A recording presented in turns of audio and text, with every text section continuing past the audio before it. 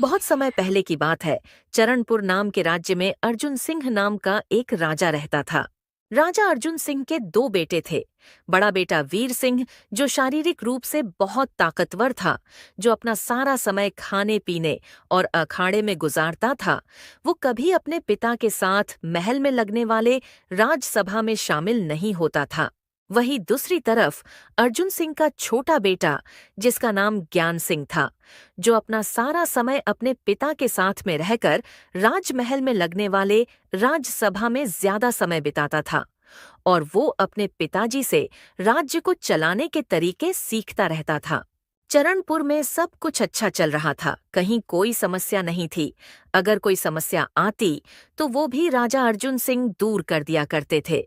राज्य में तो कोई समस्या नहीं थी, परंतु अर्जुन सिंह के सामने अब एक समस्या आन पड़ी थी, जो थी चरणपुर का नया राजा चुनने की।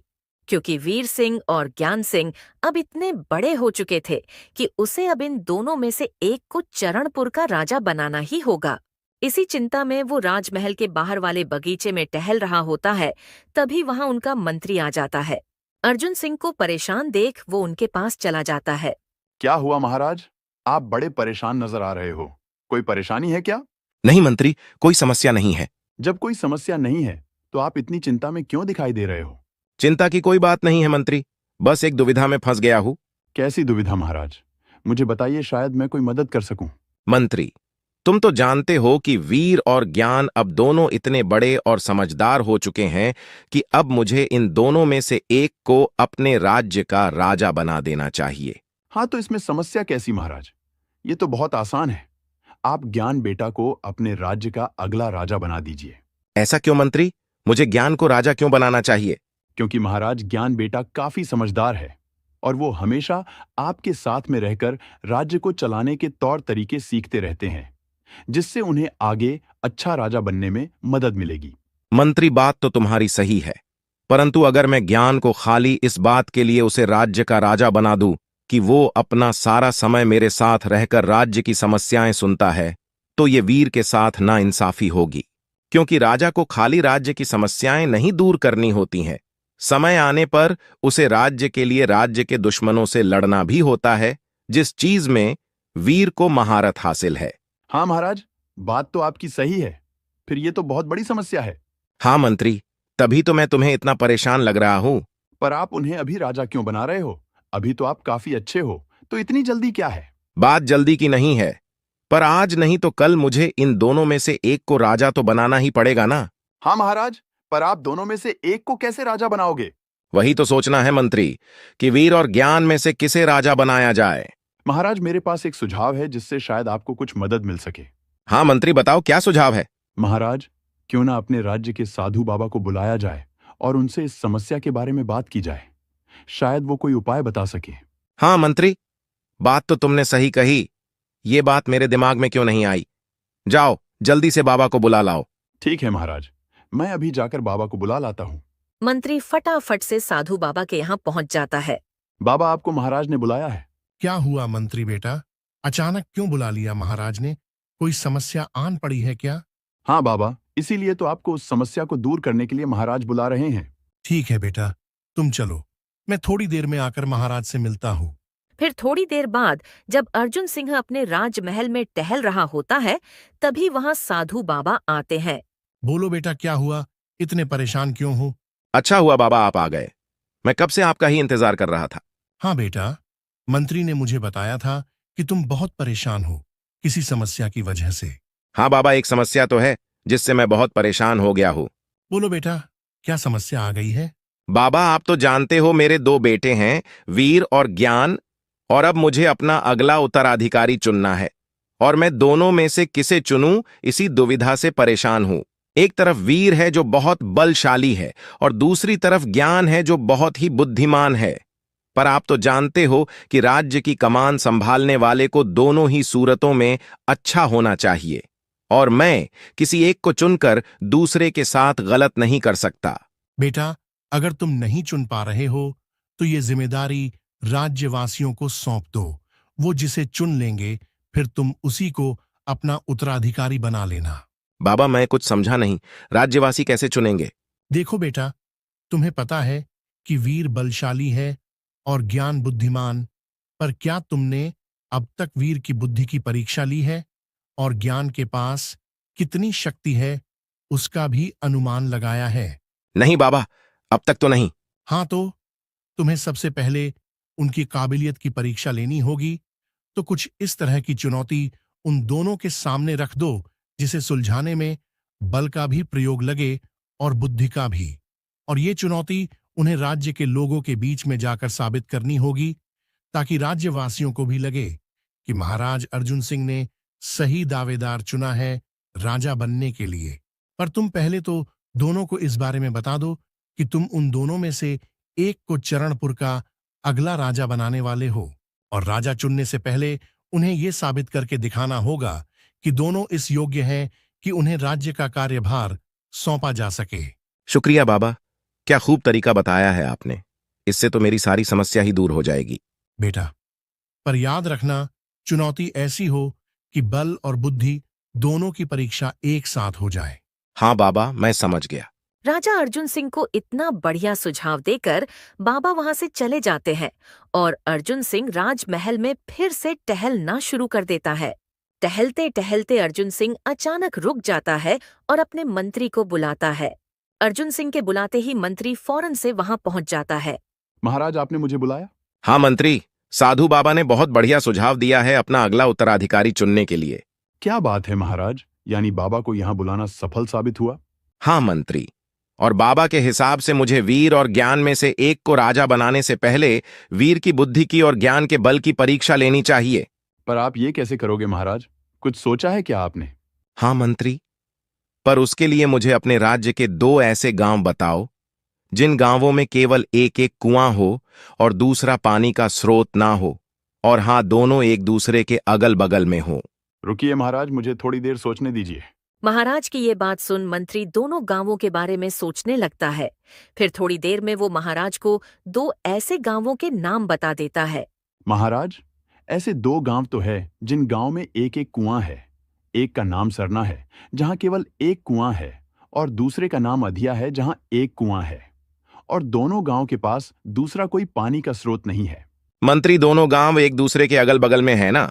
हाँ महाराज, एकदम अगल बगल में। परंतु महाराज, मुझे भी तो बताइए, आपने क्या सोचा है? कैसे लोगे दोनों की परीक्षा? थोड़ा धैर्य रखो मंत्री, तुम्हें खुद ब खुद पता चल जाएगा कि मैंने क्या सोचा है।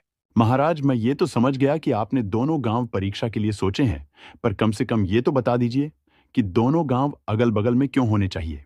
यह भी तुम्हें पता चल जाएगा मंत्री कि दोनों गांव अगल बगल में क्यों होने चाहिए। तुम पहले फटाफट से वीर और ज्ञान को बुला लो। ठीक है महाराज, मैं अभी बुलाकर लाता हूँ। थोड़ी ही देर में वीर और ज्ञान अर्जुन सिंह के पास पहुंच जाते हैं। आओ बच्चों आओ, मुझे तुम दोनों से एक जरूरी बात करनी है। बोलिए पिताजी, क्या जरूरी बात है? बेटा देखो, अब समय आ गया है कि चरणपुर राज्य को उसका नया राजा मिल जाए। क्यों पिताजी, आप ऐसा क्यों सोच रहे हो? आप तो अभी अच्छे हो, फिर आप राज्य की कमान किसी और को क्यों देना चाहते हो? बेटा, राजा के पद की कमान मैंने अभी किसी को नहीं सौंपी तो बाद में देर हो जाएगी, और ऐसा मैं नहीं होता देख पाऊंगा। तो मेरे जीते जी ये कमान या तो वीर तुम्हें या ज्ञान तुम्हें, तुम दोनों में से एक को सौंपना चाहता हूं। पिताजी की ये बात सुनकर वीर तो बहुत खुश हो जाता है।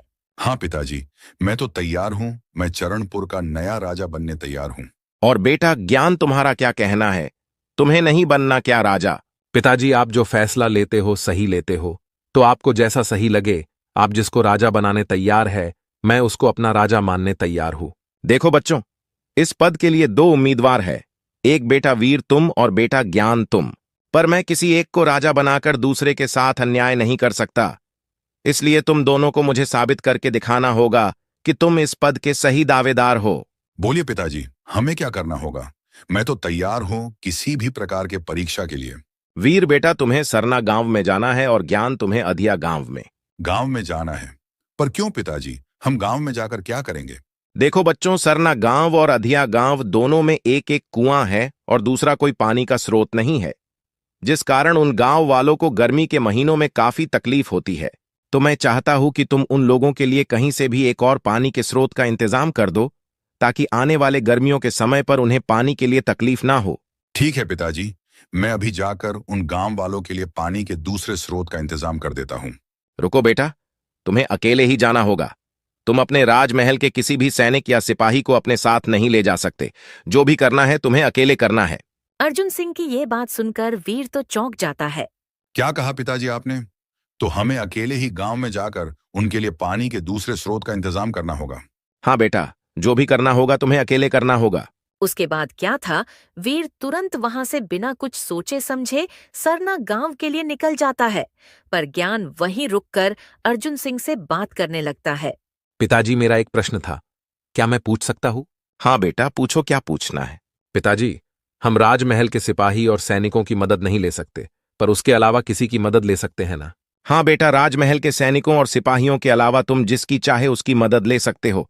ठीक है पिताजी, तो मैं भी जा रहा हूँ अधिया गांव, उन गांव वालों के लिए पानी के दूसरे स्रोत का इंतजाम करने। फिर वहां से ज्ञान भी अधिया गांव के लिए निकल जाता है। सबसे पहले हम जानते हैं कि वीर ने सरना गांव वालों के लिए दूसरे पानी का स्रोत का इंतजाम करने के लिए क्या किया। वीर अर्जुन सिंह के कहे अनुसार सरना गांव में पहुंच जाता है। चलो, अब यहां आ तो गया हूं, पर अब यह सोचना होगा कि कैसे पानी के दूसरे स्रोत का इंतजाम करूं। वीर को अपने बल की शक्ति पर बहुत ज्यादा घमंड था। वो बिना कुछ सोचे समझे सीधे गांव के खेतों में जाकर खुदाई करने लगता है। वो बिना किसी से पूछे अलग अलग गांव वालों के खेतों में खुदाई करता है। इसी तरह अलग अलग लोगों के खेतों में खोदते खोदते 3-4 दिन बीत जाते हैं। आखिरकार वहां के गांव वाले इस बात से परेशान होकर गांव के मुखिया को वीर से बात करने भेजते हैं। राजकुमार वीर, आप ये क्या कर रहे हो? क्यों लोगों की खेतों में खुदाई कर उनकी जमीन बर्बाद कर रहे हो? तुम कौन हो और इस तरह मुझसे बात करने की तुम्हारी हिम्मत कैसे हुई? राजकुमार, मैं इस गांव का मुखिया हूँ, और आप जिस तरह लोगों की जमीन पर खुदाई कर रहे हो और उन्हें बर्बाद कर रहे हो, उससे सभी गांव वाले परेशान हो गए हैं। मुखिया, मैं तुम्हारे भलाई के लिए यहाँ आया हूँ। मुझे पिताजी ने तुम गांव वालों को दूसरा पानी का स्रोत ढूंढ कर देने कहा है, और तुम्हारे गांव के पास कोई नदी वगैरह तो है नहीं, तो इसलिए दूसरा कुआं खोद रहा हूँ। पर राजकुमार, कुआं खोदने की जगह आपने 3-4 दिनों में 5 लोगों की जमीन बर्बाद कर दी है। राजकुमार, हो सके तो आप रहने दो, हम गांव वाले आपके जगह कुआं खोद देते हैं। नहीं मुखिया, मैं इतना निर्बल भी नहीं हूं कि एक कुआं खोदने के लिए तुम गांव वालों की सहायता लूं। मुखिया परेशान होकर वहां से चला जाता है और वीर अपने काम में लगा रहता है। इसी तरह वीर बिना किसी के मदद के और 5-6 दिनों तक अलग अलग और लोगों के खेतों में खोदता है, पर उसे कहीं भी सफलता नहीं मिलती है। इस वजह से परेशान होकर वीर वहां से निकलकर राजमहल के लिए निकल जाता है। अब जानते हैं ज्ञान ने अधिया गांव वालों के लिए पानी के दूसरे स्रोत का इंतजाम करने के लिए क्या किया। ज्ञान भी अधिया गांव में पहुंच जाता है और वो सबसे पहले गांव के मुखिया के पास पहुंचता है। ज्ञान जब मुखिया के पास पहुंचा तो देखता है मुखिया सोया हुआ था। मुखिया को सोता देख ज्ञान उसे आवाज लगाता है। मुखिया काका, ओ मुखिया काका, जरा सुनिए तो। ज्ञान की आवाज सुनकर मुखिया उठ जाता है और ज्ञान को देख थोड़ा चौंक जाता है। अरे राजकुमार ज्ञान, आप यहाँ? क्या हुआ, कुछ काम था क्या? हाँ मुखिया जी, मुझे पिताजी ने भेजा है। वो बोल रहे थे आपके गांव में केवल एक कुआं है और उसके अलावा दूसरा कोई पानी का स्रोत नहीं है। हाँ राजकुमार, ये बात तो सही है। हमारे गांव में पानी के स्रोत के नाम पर केवल एक कुआं है। मुखिया जी, इसी परेशानी को दूर करने पिताजी ने मुझे भेजा है। पर वो तुम कैसे दूर करोगे बेटा? देखिए मुखिया जी, आपके गांव के पास से कोई नदी तो नहीं गुजरती है, इस कारण हमें गांव में एक और कुआं खोदना होगा। हाँ बेटा, हमें मंजूर है, पर कहाँ खोदे जहां पानी मिल सके? देखिए मुखिया जी, हमें जमीनी स्थल का पानी सिर्फ वहीं मिल सकता है जहां पेड़ पौधे हमेशा हरे भरे रहते हैं और गर्मियों में भी उन पर इतना असर नहीं पड़ता। मुखिया जी, ऐसी कोई जगह है आपके नजर में? हाँ बेटा, हमारे गांव के बगीचे के पास जो खेत है उसके पास के पेड़ पौधे हमेशा हरे भरे रहते हैं। हाँ तो मुखिया जी, हमें खुदाई वहीं करनी होगी। बेटा, तो हम लोग कब से खुदाई शुरू करें? मुखिया जी, करे नहीं करेंगे, मैं भी सभी लोगों के साथ मिलकर खुदाई का काम करूंगा, क्योंकि ये जिम्मेदारी पिताजी ने मुझे दी है। ठीक है बेटा, तो कब से शुरू करेंगे खुदाई का काम? मुखिया जी, कल सुबह आप 3-4 लोगों को खुदाई के सामान के साथ वहां लेकर पहुंच जाना, मैं आप लोगों से वहीं मिलूंगा। ठीक है बेटा, मैं सुबह सारे साजो सामान के साथ पहुंच जाऊंगा। फिर क्या, अगली सुबह ज्ञान सबसे पहले आकर बगीचे वाले जमीन के पास खड़े हो जाता है और बाकी गांव वालों का इंतजार करने लगता है। फिर थोड़ी देर बाद मुखिया कुछ गांव वालों को लेकर वहां पहुंच जाता है। लो बेटा, आ गए हम। बताओ कहाँ कहाँ खुदाई करनी है। मुखिया जी देखिए, हम सिर्फ एक जगह पर खुदाई करके पानी मिलने की उम्मीद नहीं कर सकते। इसीलिए हम सबको पहले अलग अलग जगह पर खुदाई करनी होगी, और जैसे ही किसी एक जगह पर भी पानी मिले तो हम सब मिलकर उस जगह पर खुदाई करेंगे। इससे हमारा काम बहुत जल्दी हो जाएगा।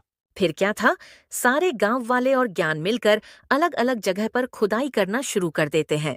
खुदाई करते करते सारे गांव वाले थक जाते हैं, तो ज्ञान मुखिया जी को बुलाकर उन सभी को थोड़ी देर आराम करने कहता है। मुखिया जी, सभी गांव वाले थक गए हैं, थोड़ी देर सभी को आराम करने कह दो। थोड़ी देर आराम करेंगे तो काम करने में और ऊर्जा मिल जाएगी। ठीक है बेटा, जैसा तुमको सही लगे। ज्ञान के कहे अनुसार सारे गांव वाले एक पेड़ के नीचे बैठकर आराम करने लगते हैं और खाना वगैरह खाने लगते हैं। सारे लोग खाना खा रहे होते हैं, परंतु ज्ञान अभी भी खुदाई का काम शुरू रखता है और उसे काम करता देख मुखिया उसे भी खाना खाने बोलने जाते हैं। बेटा बस करो, चलो सबके साथ मिलकर कुछ खा लो और थोड़ी देर आराम कर लो। नहीं मुखिया जी, बस थोड़ी देर और काम कर लेता हूं, फिर आकर खा लूंगा। वैसे भी मुझे अभी इतनी भी भूख नहीं लगी है। ठीक है बेटा, जैसा तुमको सही लगे, पर थोड़ी देर में आकर खाना खा लेना। ठीक है मुखिया जी, आप लोग खाना खाकर थोड़ी देर आराम कर लीजिए, तब तक यह मैं संभालता हूं। फिर क्या था, मुखिया भी सबके साथ मिलकर खाना खाने बैठ जाता है और ज्ञान खुदाई में लगा रहता है। जब सभी गांव वाले और मुखिया खाना खाकर आराम कर रहे होते हैं, तभी जहां ज्ञान खुदाई कर रहा होता है, तभी वहां एक पानी का फुव्वारा निकलता है, जिससे देख ज्ञान बहुत खुश होता है और सारे गांव वालों को आवाज लगाने लगता है। मुखिया जी जल्दी आइए और देखिए, आखिरकार हमें पानी मिल गया। मुखिया पानी का फुव्वारा देख बहुत खुश होता है और ज्ञान का धन्यवाद करने लगता है। अरे मुखिया जी, धन्यवाद किस बात का? मैं आपके राज्य का राजकुमार हूं, तो पिताजी के साथ साथ मेरी भी तो कुछ जिम्मेदारी होती है अपने राज्यवासियों के प्रति। हाँ बेटा, बात तो तुमने सही कही। और बेटा अब खुदाई का काम आप हम पर छोड़ दो। पानी का स्रोत तो मिल चुका है, बाकी का हम लोग खोद देंगे। ठीक है मुखिया जी, फिर मैं राजमहल के लिए निकलता हूं, बाकी का आप लोग संभाल लेना।